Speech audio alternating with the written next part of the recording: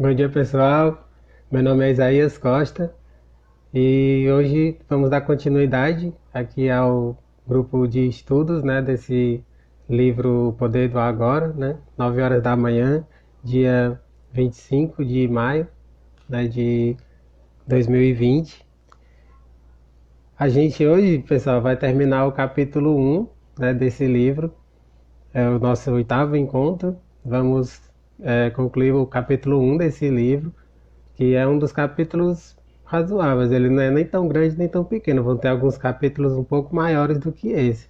Tem outros um pouco menores, né? Mas aí, assim, só pelo capítulo um eu acho que já, assim, vocês que estão acompanhando, já deu para ter noção do quanto esse livro é um livro profundo, né, gente?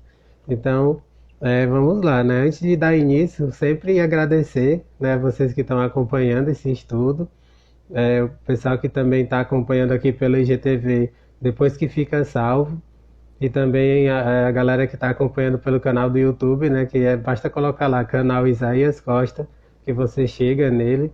Ou também o pessoal que está acompanhando pelo podcast, né? Eu tenho o podcast Para Além do Agora, tanto no Spotify quanto no SoundCloud. Basta colocar lá, Para Além do Agora, que você cai, né, no podcast. E todas essas lives eu coloquei em MP3 e disponibilizei lá, até para fazer download, né? Vocês têm todas essas possibilidades para acompanhar esse estudo, né, dessa obra tão vasta, tão bonita, tão profunda, que é O Poder do Agora. A temática de hoje, gente, é muito interessante. Eu trouxe aqui hoje uma série de boas referências, citações muito interessantes que combinam bem com a abordagem, com a temática que a gente vai ver aqui hoje. E como eu sempre tenho dito, essas citações, essas boas frases, aquilo que eu vou trazer aqui, eu vou colocar tudo isso lá na descrição do vídeo do YouTube. Por isso que é bacana, assim, quem quiser ir mais além, quem quiser conhecer um pouco das referências que eu estou trazendo para cá, para esse estudo, depois dá uma passadinha lá no canal, porque vai ficar muito mais fácil para quem quiser compartilhar essas frases, esses pensamentos, porque vai estar tudo lá, tá certo, gente? E se inscrevam no canal, vamos fazer esse canal crescer, né? Enfim, vamos dar início à parte final, né, do capítulo um. Eu vou fazendo a leitura e pontuando as partes mais importantes para que a gente faça uma reflexão bem profunda aqui, tá ok? Diz o seguinte: eu ia perguntar, o que acontece com as emoções positivas, como o amor e a alegria? Né? Porque ele estava falando aqui antes, né? O quanto o sofrimento ele interfere, né? Então, fica aquela pergunta, mas é tudo sofrimento? Só tem sofrimento? E aí é muito bacana essa pergunta que é feita sobre o amor e a alegria, porque é claro que existe amor e alegria, só que no nível de consciência que nós estamos, que ainda é um nível de consciência muito baixinho, muito pequena, o sentimento de amor e de alegria muitas vezes são só pequenos frames, assim, pequenos momentos. E é disso que ele fala aqui. Ele responde assim: elas são inseparáveis do estado natural de conexão interior com o ser. Sempre que houver um espaço no fluxo dos pensamentos, podem ocorrer lampejos de amor e alegria, ou breves instantes de paz profunda. Isso daqui é muito bonito, gente, ou seja, são frames, são alguns momentos de paz e de alegria, né, de conexão com o momento presente. Ao ler isso daqui, eu sempre me lembro de uma das minhas músicas favoritas, do grande cantor e compositor Odair José. Né? Uma das músicas dele, que é super conhecida, diz assim, né? A felicidade não existe, o que existe na vida são momentos felizes. É uma das músicas bem, vai bem ao encontro do que eu estou colocando aqui, né? A felicidade não existe, o que existe na vida são momentos felizes. Né? Ou seja, o Odair José ele foi mesmo na mosca, assim, para falar sobre isso. Né? E assim, além dele, tem outro pensador que eu gosto muito, né? Que é o Mário Sérgio Cortella. Mário Sérgio Cortella fala sobre a felicidade de uma forma muito lúcida. Para ele sempre diz, a felicidade ela é episódica. Né? Quando a gente fala sobre a felicidade, são momentos, são episódios de felicidade. Não é felicidade perene, não é felicidade o tempo todo. né? E até ele fala, né, que eu acho bem engraçado isso. Ele diz que aquela pessoa que se diz ser feliz o tempo todo, ela não é feliz, ela é tonta, porque ela está totalmente desmiolada. Não tem como a gente estar nesse mundo e estar completamente feliz. Isso, uma pessoa que deixa assim, ela precisa se tratar, porque ela está totalmente alheia. Tipo, a gente está vivendo uma pandemia. Já pensou você no meio de uma pandemia, um monte de gente sofrendo, um monte de gente sendo hospitalizada, um monte de gente morrendo, e você se dizer que está 100% feliz, plenamente feliz? Onde foi que já se viu isso? É disso que eu estou falando.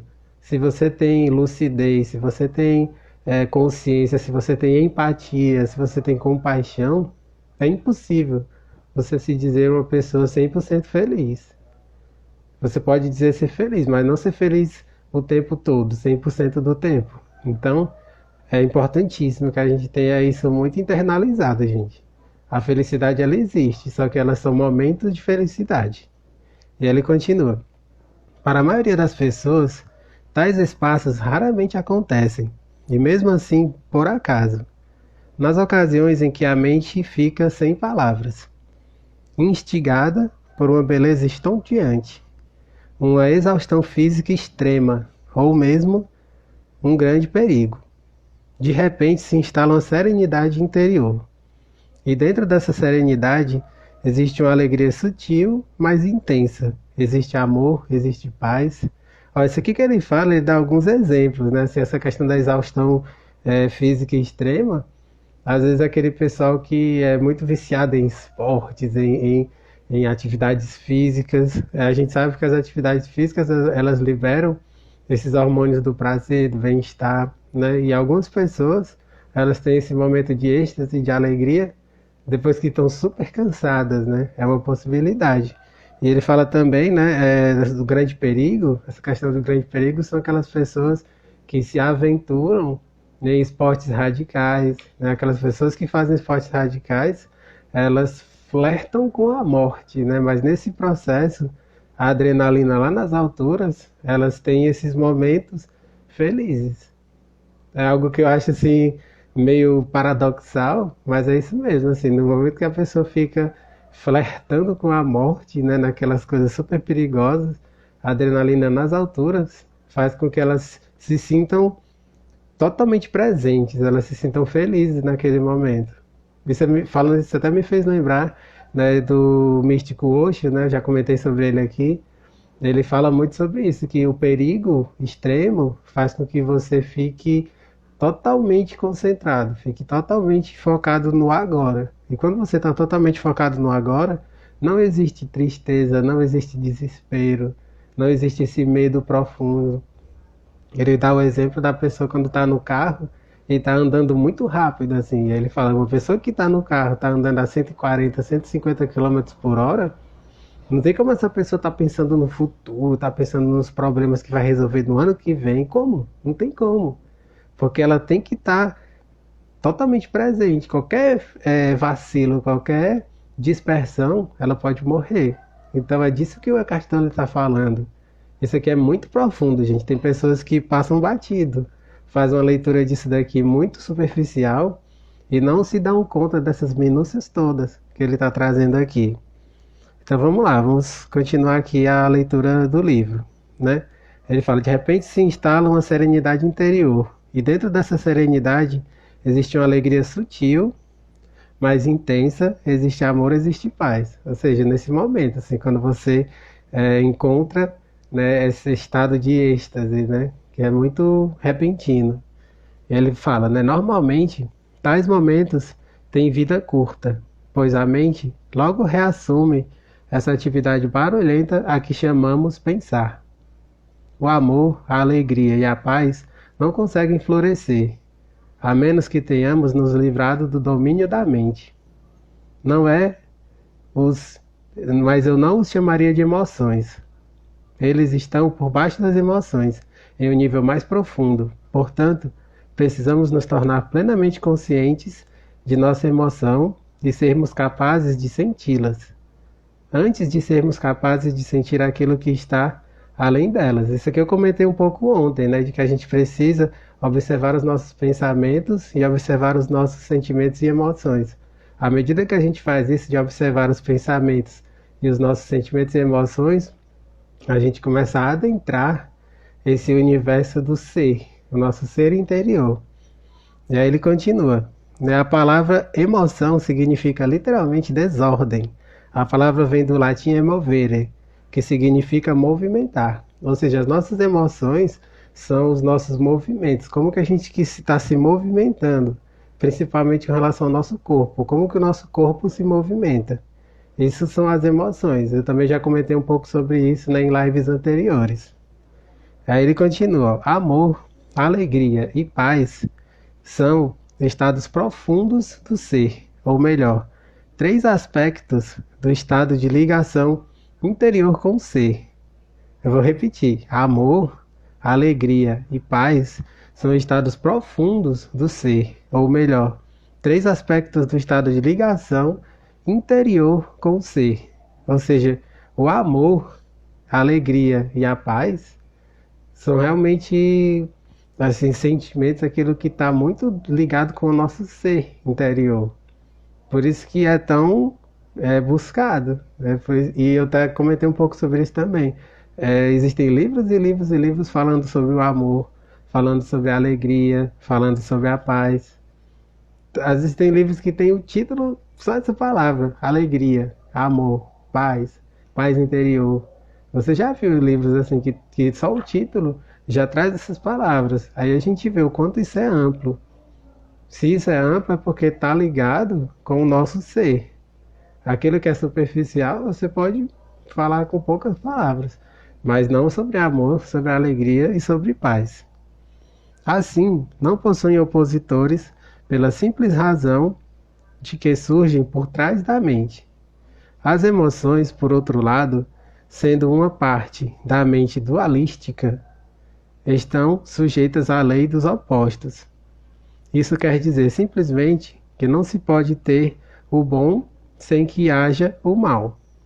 Portanto, numa condição não iluminada de identificação com a mente, aquilo que algumas vezes é erroneamente chamado de alegria é o lado geralmente breve do prazer, dentro da alternância contínua do ciclo sofrimento-prazer. Isso aqui é muito legal que ele está falando, gente, porque quando a gente fala de emoções, desse movimento, o nosso movimento aqui no mundo é uma coisa dual, dualística. Sempre existe o bom, o mal, o alegre, o triste, o eufórico, o deprimido. Tem sempre essa coisa que está os opostos, né? A gente está sempre relacionando os opostos. E para que você transcenda esses opostos, é preciso haver esse movimento de iluminação, de você iluminar as sombras, para que você consiga transcender essa dualidade, que está muito presente, está presente na vida de todos nós, em maior ou menor grau. O caminho, aquilo que ele está sugerindo aqui, né, que como eu já comentei inúmeras vezes aqui, que esse livro é tipo um guia espiritual para que a gente vá se iluminando, né, num processo muito lento, mas efetivo. Quando você busca isso, você vai aos pouquinhos transcendendo, iluminando as suas sombras e cada vez mais diminuindo essa influência da dualidade, né, dessa mente dual na nossa vida. E aí ele continua: a mesma coisa que proporciona prazer hoje provocará sofrimento amanhã, ou nos abandonará, e essa ausência causará sofrimento. Isso daqui é muito bonito, gente. Eu vou ler de novo. A mesma coisa que proporciona prazer hoje provocará sofrimento amanhã, ou nos abandonará, e essa ausência causará sofrimento. Isso aqui está relacionado com os nossos desejos. Muitas vezes a gente quer uma coisa, a gente luta para ter aquela coisa, mas pouco depois que consegue, rapidamente vê que aquilo ali não era aquela coisa toda, não era tudo aquilo que se imaginava. Né? Exemplos clássicos disso são compras, né? Quando você faz coisas de compras de objetos, né? Tipo, quero comprar um carro, né? Quando você compra um carro, você fica eufórico, você fica naquela coisa assim super enfim, eu comprei um carro, né, meu sonho. No começo você fica super feliz, né, com aquilo ali, mas em questão de pouco tempo, algumas semanas, aquilo se torna parte do seu comum, parte do seu dia a dia. E aí você já vai atrás de outra coisa. É o campo dos desejos. Os nossos desejos são insaciáveis. Quando a gente consegue uma coisa que a gente lutou muito para conseguir, logo logo a gente já quer mais. A gente já quer outras coisas, né? É muito interessante a gente ver isso, né? E assim, essa questão do prazer, né, do sofrimento, a gente vê que está muito relacionado, né?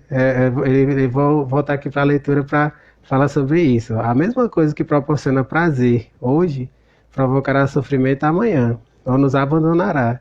E essa ausência causará sofrimento. Aqui, né, quando eu li essa parte, até me lembrei para colocar aqui, né, exemplos muito bacanas sobre isso. Eu vou trazer dois exemplos.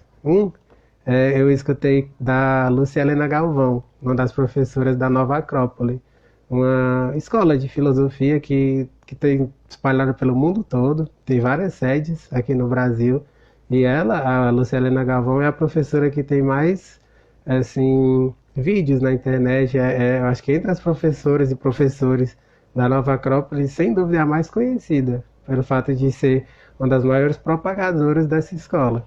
E nos vídeos dela, eu assisto muito os vídeos da Lúcia Helena, ela fala sobre o chocolate, o exemplo do chocolate.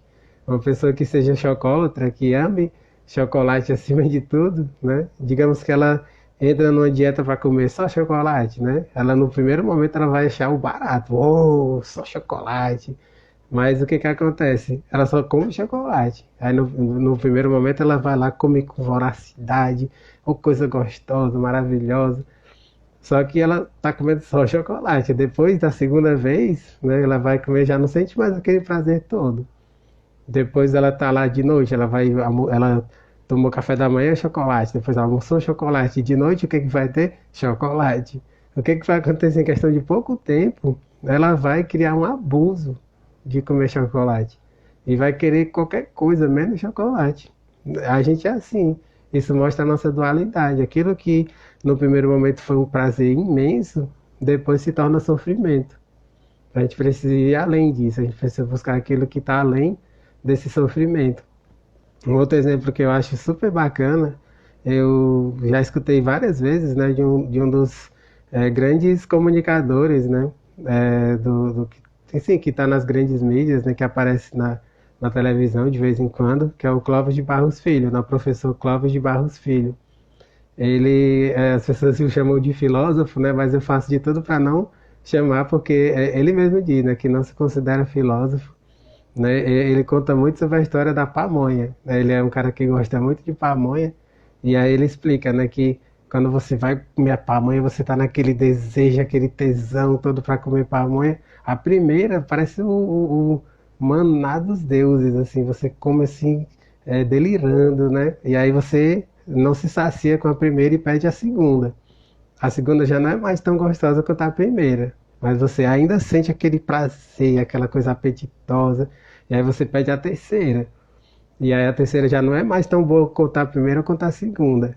E cada vez que você vai comendo uma nova pamonha, você vai enchendo o seu estômago e aquilo ali vai começando em vez de gerar prazer, vai gerando sofrimento, vai gerando indigestão.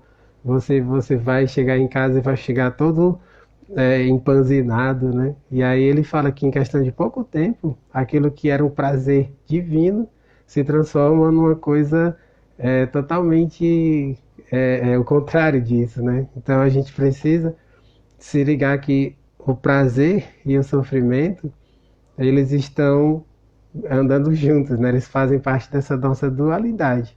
E a gente, para poder transcender tudo isso, a gente tem que ir atrás daquilo que é mais importante, que está acima de tudo isso, né? Que é o nosso ser, a nossa conexão com o nosso ser. Então, gente, né? Com esses exemplos que são muito bons, né? Eu até sugiro que vocês procurem, quem ainda não conhece, né? Eles são bastante conhecidos, mas para quem ainda não conhece, eles todos dois têm vídeos, inúmeros vídeos no YouTube, né, que é Lúcia Helena Galvão. Basta colocar lá nas buscas, né, Lúcia Helena Galvão ou Clóvis de Barros Filho, ok? Aí continuando aqui a leitura. Do mesmo modo que se costuma chamar de amor, o que se chama de amor pode ser prazeroso e excitante por um tempo, mas é um apego adicional, uma condição de necessidade extrema, que pode vir a se transformar no oposto, em um piscar de olhos. Muitas relações amorosas, entre aspas, passada a euforia inicial, oscilam entre o amor e o ódio, a atração e a agressão. Isso aqui, gente, eu quero fazer um adendo, né, abrir um parêntese bem bacana sobre a palavra euforia. A palavra euforia, a maioria das pessoas, elas não se dão conta do quanto essa palavra ela é profunda, né? Se você pegar essa palavra e quebrá-la, euforia, né? Euforia. O que isso significa? É como se fosse o meu eu, fora de mim. Você já parou para pensar nisso? Euforia. O meu eu está fora de mim. Ou seja, eu não estou em contato com o meu eu mais profundo. Por isso que eu estou eufórico. Eu estou para fora. E isso, quando a gente estuda psicologia, né, quando a gente estuda a mente humana, a gente percebe que a euforia, ela é como se fosse tipo um ingrediente de um dos transtornos que tem se tornado cada vez mais comuns na nossa sociedade, que é o chamado transtorno bipolar. O transtorno bipolar é você ficar nessa coisa dessa euforia. No momento você está num êxtase imenso e logo em seguida você cai numa depressão e você não quer nem levantar da cama. Isso tem muito a ver com essa coisa da euforia, né? E é assim, o que que acontece? A gente precisa compreender isso, jogar consciência, jogar luz sobre isso. A partir do momento que a gente joga consciência, há uma possibilidade da gente mudar isso, da gente se transformar, da gente se tornar mais lúcido, né? E assim, eu queria falar também sobre a questão da euforia, né? Eu escrevi um texto lá no meu blog que foi muito bacana, a gente falando sobre a questão da euforia. Eu até anotei aqui o título do texto, né, para que você procure depois. E como eu já comentei, eu vou colocar todas as referências eu vou colocar lá no YouTube, para quem quiser acessar de uma forma mais direta. O título do texto, gente, é Cuidado com a postura eufórica. Cuidado com a postura eufórica. Você botar no Google, você vai cair nesse texto que foi eu que escrevi lá no meu blog. E eu me inspirei num cara que eu gosto muito, um grande psicoterapeuta aqui brasileiro chamado Marcelo Cotrim. O Marcelo Cotrim, ele tem um programa na Rádio Mundial, né, na Rádio Vibe Mundial de São Paulo, um programa diário, né? E ele é um cara que fala muito sobre o universalismo, né, que eu me identifico total com o universalismo, que é essa espiritualidade mais abrangente. E aí, uma das frases que ele falou num vídeo, né, que me inspirou muito, eu vou ler aqui para vocês e tá nesse texto, né, que eu escrevi. Diz assim: toda pessoa eufórica está no fundo desesperada, ou seja, sem esperanças, com medo de que as coisas acabem ali mesmo e ela nunca mais possa ter aquela oportunidade, né? Frase do Marcelo Cotrim. É muito isso, gente. A pessoa, quando ela está eufórica, ela está assim, naquele modo, né, viver 1000 anos em um, né, como muita gente fala. Isso é uma coisa que, tipo assim, drena a nossa energia, né, como eu já comentei em lives anteriores. A euforia é uma das coisas que mais drena a nossa energia. Então a gente precisa se trabalhar para poder sair disso. Porque ao sair disso, essa postura bipolar, né, essa coisa da bipolaridade, ela vai embora. E uma das coisas que o Marcelo Cotrim comenta muito, gente, nos programas dele, né, de rádio, é que todos nós somos um pouco bipolares, sabia disso? Em maior ou menor grau. Quando essa bipolaridade que todos nós temos, ela se exacerba demais, é que surge esse transtorno. O transtorno, gente, até falando numa linguagem mais próxima da psiquiatria, seria essa exacerbação. É uma exacerbação das emoções, né, dos pensamentos que estão adoecidos, né? A exacerbação disso é que faz com que a gente, enfim, gere esse transtorno, tá ok? Então, procurem lá, gente. Esse texto é bem bacana, né? Eu vou colocar lá na descrição do vídeo lá no YouTube, né? Cuidado com a postura eufórica. Aí, voltando aqui para a leitura, né, do livro.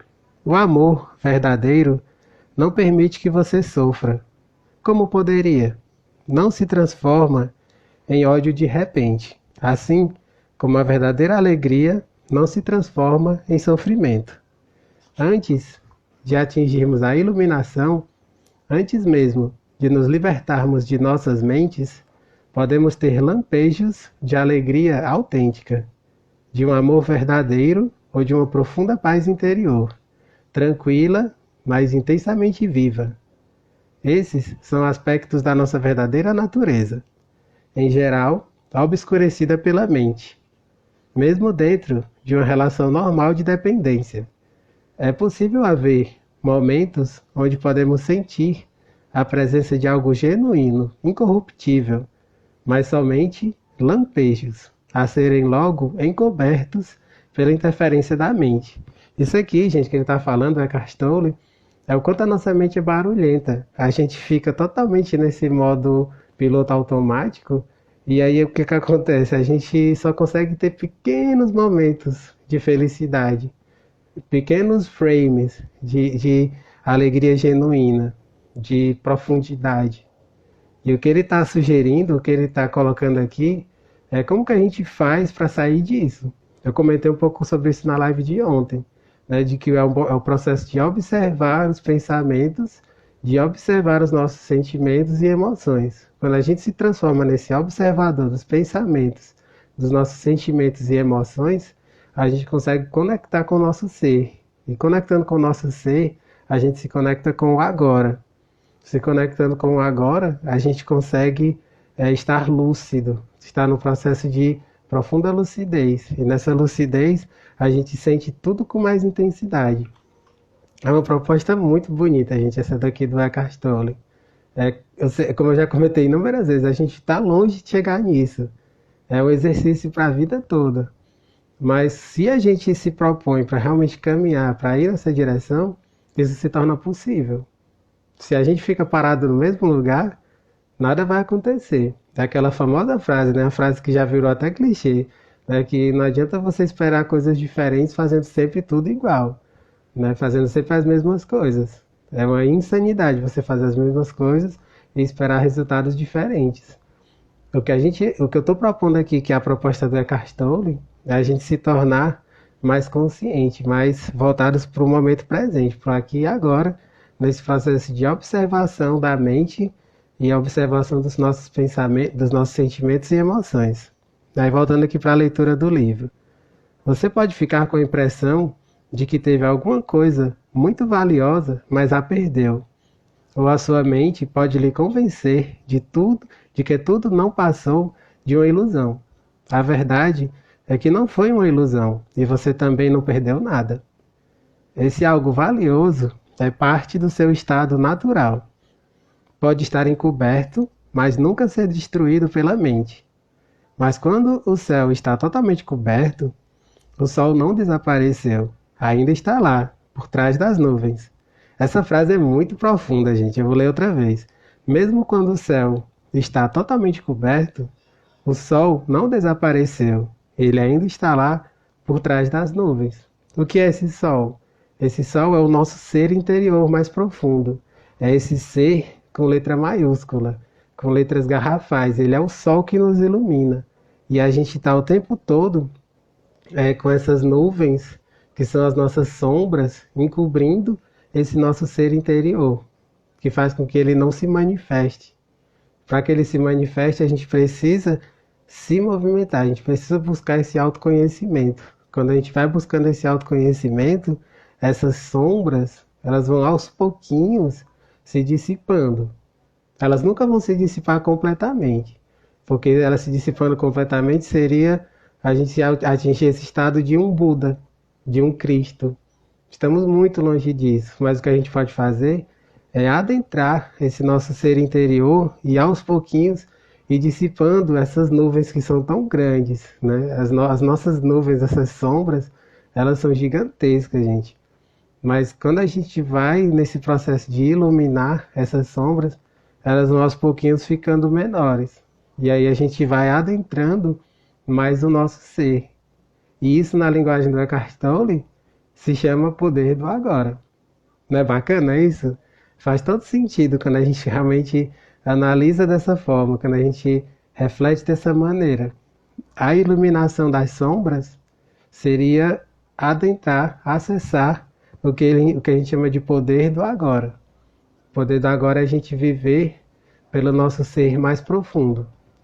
E aqui, gente, ele já começa uma outra parte, né, que já é a parte final, né, do que vai concluir o capítulo 1 desse livro, com o que já seria, tipo assim, a introdução do capítulo 2, né, que fala sobre o sofrimento e sobre como que a gente faz para sair desse sofrimento, para nos libertarmos desse sofrimento. No capítulo 2 desse livro, gente, a gente vai ver muita coisa sobre o budismo, porque o cerne do budismo está relacionado com a cessação do sofrimento. A gente tem aquelas coisas das leis, né, que o Buda fez, né, as quatro nobres verdades, né, a gente vai falar muito sobre isso nas próximas lives. Que entre essas nobres verdades, uma delas é de que o sofrimento existe, mas de que o sofrimento ele pode ser cessado através do que ele chama de caminho óctuplo, que são visão correta, né, escuta correta, uma série de coisas que nos guiam para esse processo de transcender o sofrimento e nos tornarmos pessoas mais plenas, mais serenas, né? Então, o que que diz esse questionamento, né? Isso ou o sofrimento surge através de desejos ou anseios e que, para se libertar da dor, necessitamos romper as amarras do desejo. Isso aqui é lindo, gente. Eu vou falar algumas coisas a respeito disso aqui quando eu estiver lendo e refletindo sobre essa parte final. E aí o Eckhart Tolle responde: todos os anseios nascem da busca da mente por salvação ou satisfação nas coisas externas e no futuro, como substitutos da alegria do ser. Se somos nossas mentes, somos aqueles anseios, aquelas necessidades, desejos, apegos e aversões. Fora deles não existe o eu, exceto como uma mera possibilidade, um potencial não preenchido, uma semente que ainda não germinou. Nessa condição, até mesmo o desejo de nos tornarmos livres ou iluminados não passa de mais um desejo a ser realizado ou concluído no futuro. Portanto, não busque se libertar do desejo ou adquirir, entre aspas, a iluminação. Torne-se presente. Esteja lá como um observador da mente. Em lugar de citar o Buda, seja um Buda, seja o iluminado, que é o que a palavra Buda significa. Ou seja, a palavra Buda, Cristo, significa o iluminado, aquela pessoa que já transcendeu as sombras e ela vive completamente o agora. Ela está totalmente consciente de quem ela é. Por isso que não é nada fácil, gente, esse movimento, esse caminho de iluminação, porque nós estarmos totalmente conscientes de quem nós somos, tem muito chão para a gente caminhar até chegar lá. Né? E aqui, gente, é uma coisa que ele fala muito legal dessa parte, é que quando você né, tem aquela coisa, aquele tipo um desejo, né? Eu quero ser iluminado, eu quero me iluminar, isso é o ego falando. Porque isso é uma das coisas que eu percebo demais, assim.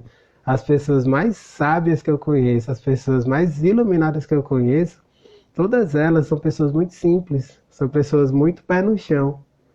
Então, quando você vê uma pessoa que seja iluminada mesmo, você nunca vai vê-la dizendo, eu sou iluminado, porque isso é o ego falando.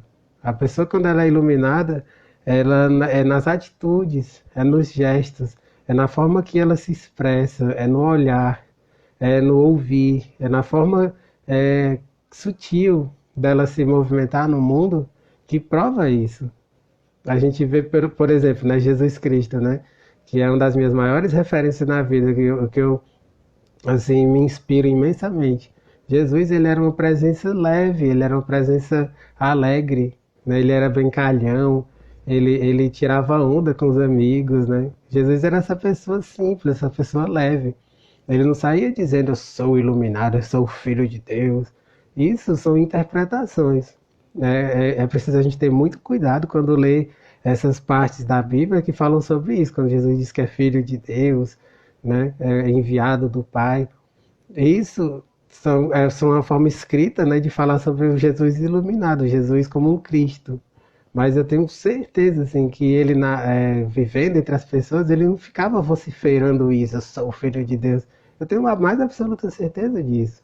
Porque Jesus era uma presença leve, era uma pessoa simples, que mais através dos gestos, do olhar, do acolhimento, da empatia, da compaixão, ele mostrava realmente ser um Cristo. Então que a gente consiga se livrar, que a gente consiga se afastar desses desejos incessantes que só nos afastam do nosso ser, que só nos afastam de quem nós somos em essência.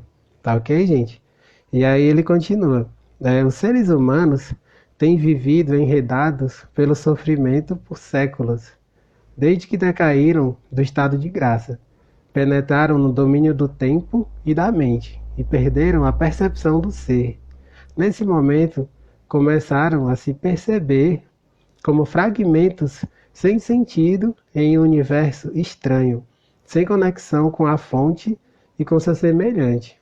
Ou seja, à medida que a gente foi se deixando tomar por esses desejos incessantes, a gente foi se desconectando do nosso ser interior. Antes de eu partir para a parte final aqui dessa sessão, que termina esse capítulo, é muito importante a gente falar sobre a questão de desejos e necessidades. Hoje em dia tem muita gente falando sobre isso, pelo fato de nós estarmos numa pandemia, assim, a maioria das pessoas estão dentro de casa, não estão nem tendo a possibilidade de consumirem, né, de gastarem aquilo que tem, né? E aí você vai percebendo o quanto as necessidades são poucas, mas os desejos são muitos. Se a gente for falar de desejo, gente, é uma coisa que vai para o infinito, né? Quando você realiza um desejo, você sempre quer outro, quer outro, quer outro, quer outro. Isso nunca acaba. Mas as necessidades são poucas. As nossas necessidades mais básicas são essas de alimentação, né, de higiene básica, né, de ter um lugar para dormir, né, ter um conforto, né, de uma casa, de um lugar para a gente se abrigar, né? E assim, pessoas queridas para ter por perto, né? As nossas necessidades não são tantas, mas os desejos não, os desejos eles são infinitos.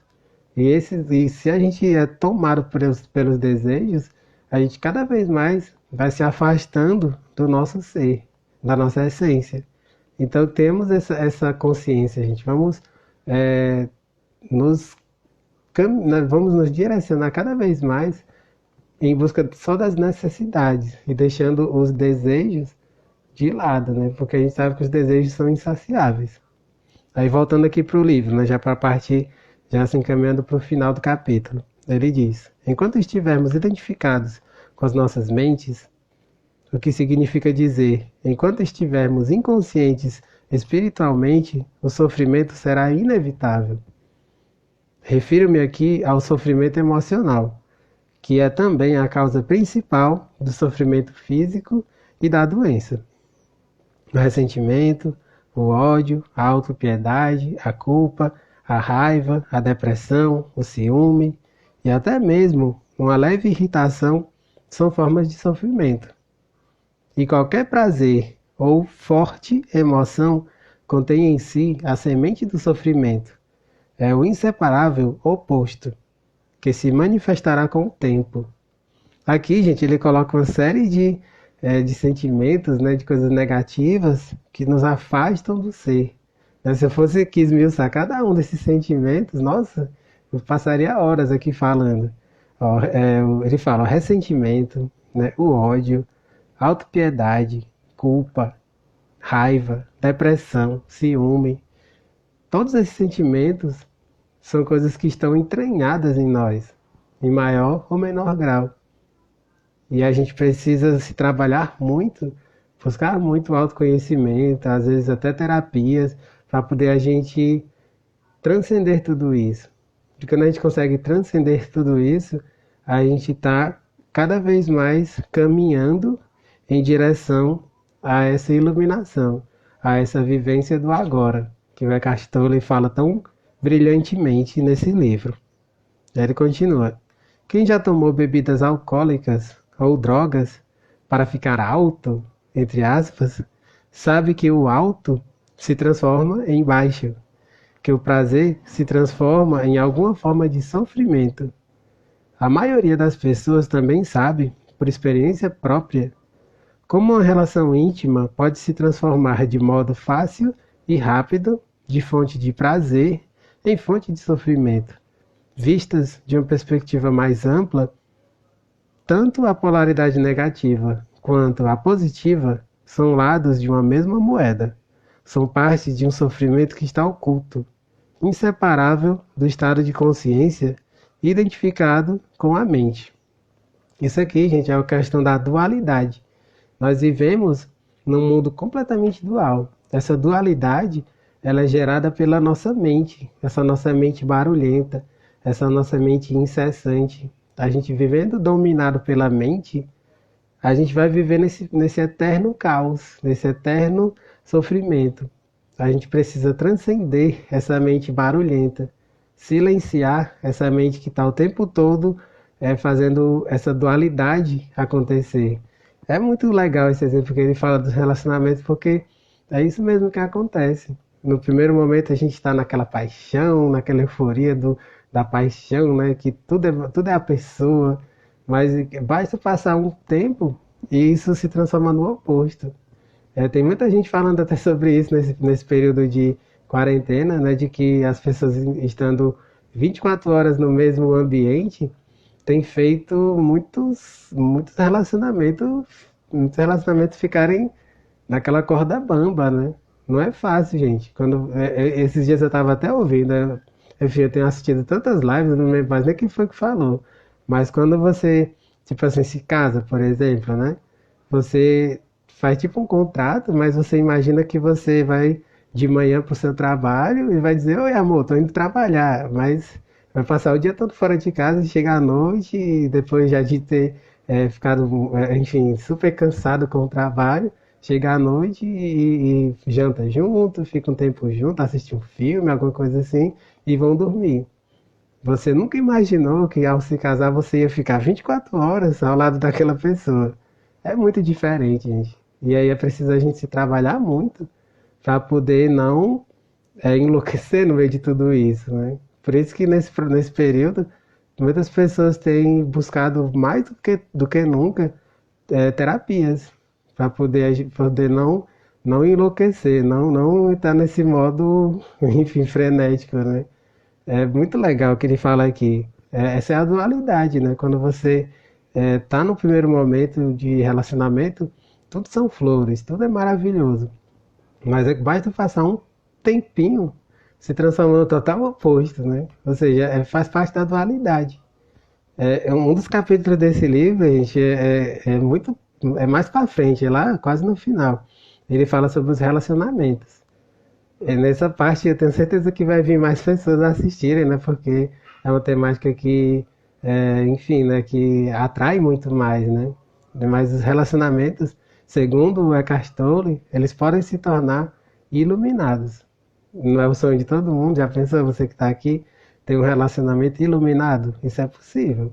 E vou abordar isso muito detalhadamente, muito esmiuçadamente quando a gente chegar nesse capítulo. Acho que, se não me engano, capítulo 8 desse livro, vai lá na frente, assim, daqui pelo menos há uns 2 meses, mais ou menos, é que a gente vai chegar lá. Mas é muito legal, gente, a gente saber que é dominado por essa dualidade. A gente é dominado por essa mente, né? Essa dualidade está relacionada com a nossa mente, que está o tempo todo fazendo barulho. Quando a gente transcende isso, é que a gente consegue adentrar o ser, e melhor do que isso, o nosso ser se conecta com o ser do outro. E isso vai muito além do relacionamento a dois. Isso pode ser levado para todos os relacionamentos. A proposta do Eckhart Tolle é essa, de que chegue a todos os relacionamentos, essa conexão do ser com o ser do outro. Eu almejo isso para a minha vida, o meu ser conseguir se conectar com o ser de todas as outras pessoas, que seria essa coisa da iluminação, né? Eu sei que eu estou muito, muito longe disso, mas eu estou caminhando, e eu sabendo que eu buscando esse caminho, eu posso um dia chegar lá. E vocês que estão me acompanhando também podem um dia chegar lá, de viver a partir do ser, e o seu ser se conectar com o ser de todas as outras pessoas. E aí ele conclui o capítulo, está dizendo assim: existem dois níveis de sofrimento, o que você cria agora e o que tem origem no passado, e que ainda vive em sua mente e no seu corpo. Deixar de criar sofrimento no presente e dissolver o sofrimento do passado é sobre isso que desejo falar com você. Agora, a partir de agora, que é o capítulo seguinte. Ou seja, ele vai ensinar como que a gente sai desse sofrimento que está entranhado na gente, que vem lá do passado, e como a gente deixar de criar sofrimentos agora, no momento presente. A gente está o tempo todo criando novos sofrimentos. Quando a gente para de criar novos sofrimentos no agora e se liberta de todos aqueles sofrimentos que estão entranhados na gente, que são lá do passado, pronto, a gente já está no movimento para essa iluminação. Então, esses são as cenas dos próximos capítulos, né? Continue acompanhando, gente, que vai ser muito legal a gente aprofundar tudo isso, né? Espero que tenham gostado dessas reflexões todas. Com isso a gente conclui, né, o primeiro capítulo desse livro, né, O Poder do Agora, do Eckhart Tolle. E a partir de amanhã a gente vai falar muito sobre isso, sobre como a gente transcender todo esse sofrimento, que é a temática central do capítulo 2 desse livro. Um grande abraço e até amanhã, gente.